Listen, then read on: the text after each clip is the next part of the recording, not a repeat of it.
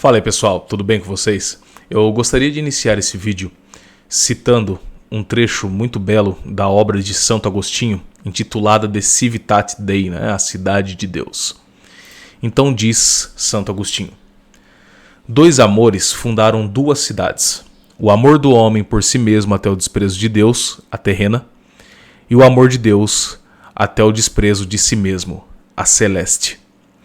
E diz também o filósofo francês Louis Lavelle em sua obra A Consciência de Si, sobre o amor próprio.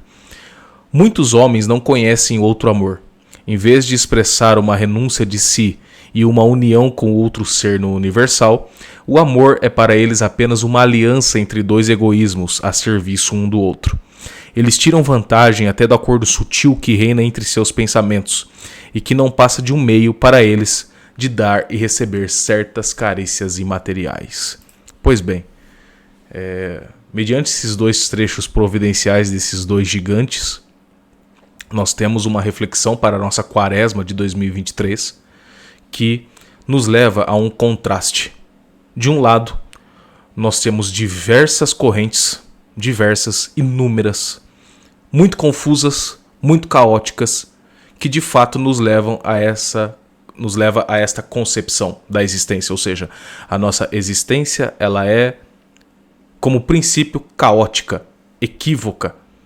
Ela é um verdadeiro terror, ela é uma verdadeira prisão. E que, portanto, a única coisa que nós podemos conceber da nossa existência finita, contingente, são os prazeres. E hoje o Jardim das Delícias do mundo contemporâneo nos traz diversos prazeres. Diversos prazeres tecnológicos, diversos prazeres ideológicos, diversos prazeres terrenos, que de fato nos leva a pensar o seguinte: olha, já que não podemos conceber verdades objetivas, verdades universais, eternas, que são frutos do princípio, frutos do verbo encarnado, que são frutos de Deus, nós não podemos mais conceber isso. O que nos resta? Nos resta uma busca de libertação, uma busca de consumação na vida imanente. E mais nada. E tendo isso como princípio, portanto, nós temos diversos modos de se alcançar isso. O Jardim das Delícias está aí para propor isso. E principalmente no mundo contemporâneo, na época em que nós vivemos, nós temos as concepções transhumanistas que trazem a superação terrestre, a superação material do homem. E caso você queira, nós também temos algumas crenças subjetivistas para você aí que está em busca de sentido, uma mera espiritualidade vazia, a religião universal, não é? A fraternidade universal. Nós alcançaremos, portanto, nós aboliremos todas as leis, nós aboliremos a hierarquia. Com efeito, nós aboliremos a Deus e as suas verdades para que reine, portanto, o homem, longe das amarras da fé, longe das amarras da superstição, longe das amarras dos dogmatismos. E por outro lado, nós temos o caminho das pedras. Uma tensão na existência entre o nosso mundo corpóreo e a nossa alma. E que, na verdade, essa tensão da educação do corpo e da alma, ao que nós somos chamados nessa quaresma, é uma ascese e uma entrega e um sacrifício. De fato, renegarmos essas paixões, virarmos as costas para isto, para o Jardim das Delícias, para as facilidades contingentes. Dizer não a esse estado de enganação. Porque sim, o homem concebe verdades, conhece verdades e é capaz, não pelas suas próprias forças, mas do encontro da sua natureza com a graça e pela misericórdia de Deus, de se alcançar realmente a verdadeira felicidade, que não se consuma aos moldes de Santo Agostinho na cidade terrena, na cidade dos homens, que tenta a todo momento suplantar a cidade de Deus. Então é nesta tensão que se dá a nossa existência.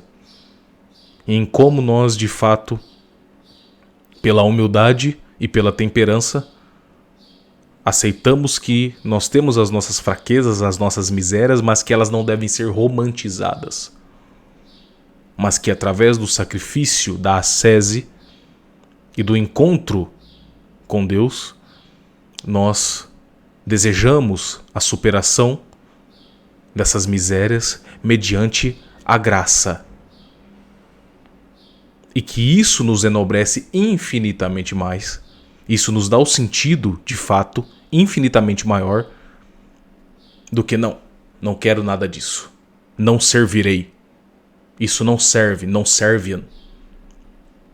Isso não serve para mim. O que eu tenho que buscar mesmo são os prazeres, porque tudo é um caos, tudo é equívoco. Eu nada conheço do mundo real. Isso para mim é uma bagunça generalizada e nada presta. Bom, nesse caminho, portanto, você será como um cachorro correndo atrás do próprio rabo e nunca alcançará a verdadeira felicidade. Tá certo? Então são nesses tempos que nós temos bem claros os caminhos, bem claros os contrastes. E basta, portanto, termos uma escolha secundária de aceitarmos o quê? Os desígnios de Deus e carregar a nossa cruz. E como nós fazemos isso? No âmbito dos conceitos abstratos ou, primeiramente, através de atos concretos, incorporando, vivendo, fazendo, praticando. E contando com a ajuda de Deus nesse ínterim, mas não fechando as portas para a ação da graça. Porque a partir do momento que nós fechamos as portas para a ação da graça e falamos o seguinte: não servirei, vou fazer as coisas conforme o meu próprio juízo, isso se torna impossível. E a chance de você cair nessa miríade de delícias do mundo contemporâneo é muito grande. Então nós somos chamados, a ter essa escolha secundária que vai de encontro ao nosso devido fim. O nosso devido fim não é uma escolha, ele já é dado na natureza. O que nós escolhemos é o meio, ou os meios dos quais nós utilizaremos para chegar nesse fim que já é dado. Porque no juízo, diante da morte, que é o maior fato que nós temos, diante da morte e do juízo, caso você escolha o caminho fácil, o jardim das delícias, nós teremos sim uma eternidade de condenação. Pois as ofensas são análogas ao ofendido. E se nós ofendemos a Deus tantas vezes e tantas vezes e tantas vezes e tantas vezes, e nós não temos a humildade do arrependimento, o que acontece? Acontece que, assim como o ofendido é infinito, eterno, a nossa danação também será infinita e eterna. Do outro lado, nós temos o seguinte: arrependimento, lapidação, mortificação, ascese, uma vida inteira de prática, de queda e novamente de arrependimento e de busca pelas virtudes, de boas obras, na realidade fazendo como dito, através dos sacramentos. E aí sim nós temos como ter esperança que a misericórdia de Deus agirá sobre a nossa alma e que Ele nos levará para contemplá-lo por toda a eternidade. E aí sim reside a verdadeira felicidade. Mas nos dias de hoje o que eu estou falando é uma loucura. É loucura para os pagãos. É loucura para esse mundo que oferece tantas e tantas facilidades, tantos e tantos prazeres, que tenta preencher a nossa vida dessas maneiras absurdas que nós tanto vemos por aí. Contudo, eu acredito que, na verdade, para quem está bem desperto e quem está buscando a verdade, nunca foi tão fácil escolher o caminho das pedras, por incrível que pareça.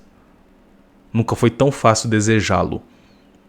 Porque esse mundo que nos promete tantas e tantas facilidades dificulta infinitamente mais a nossa vida do que outra forma. E nós estamos assistindo à loucura generalizada, à decadência generalizada, e quanto mais eles prometem facilidades e maravilhas, mais desastres, mais desgraças acontecem e mais almas são perdidas. Eis a nossa verdadeira reflexão para essa quaresma. O quanto que nós vamos nos doar, nos mortificar, nos lapidar para a verdade.